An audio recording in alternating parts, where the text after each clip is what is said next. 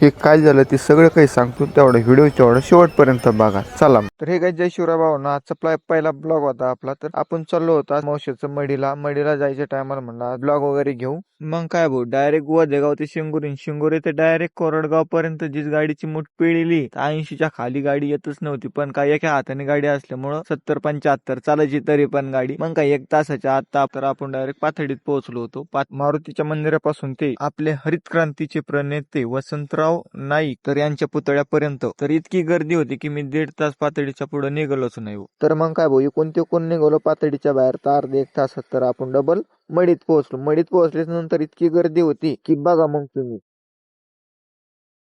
तर मग काय भाऊ गाडी आपण इथंच एका साईडला लावून दिली घरी आपल्या, कारण आपलं मडीत पण आपलं त्याच्या घरी लावून दिली आपण गाडी व्यवस्थित. गाडी लावल्याच नंतर म्हणलं आता चला पै नाथाच्या मंदिरापर्यंत जाऊ. वरती गेल्याच्या नंतर इतका भारी व्ह्यू येत होता का नाही, इतकी गर्दी होती. तरी इथं भावांनो गर्दी असल्यामुळं 1-2 बायांच्या गाड्यातले पोती पण चोरीला गेलत्या. मग काय भाऊ चोरीला गेल्याच्या नंतर म्हणलं आधी आपण आता वरती जाऊ. वरती गेल्याच्या नंतर मस्त दर्शन वगैरे घेऊ. दर्शन घेतल्याच्या नंतर बाकी काय असेल ते बघू. खाली गेल्याच्या नंतर त्या बाया धरल्या की नाही धरल्या. चला तर मग बघू त्याचा व्हिडिओ. आणि व्हिडिओ कसा आवडला तो नक्की कमेंट मध्ये सांगा. कालच्या अमावस्याला कोण आलं ते पण सांगा कमेंट मध्ये. तर मग आपण वरती आल्याच्या नंतर आपलं दर्शन वगैरे झालं. तर बाय आता खाली जायचं होतं आपल्याला. म्हणलं आता चला खाली आपलं दर्शन झालं. मग काय खाली जाता म्हणलं मस्त आता जाऊ जाता मस्त घोषणा देत जाऊ.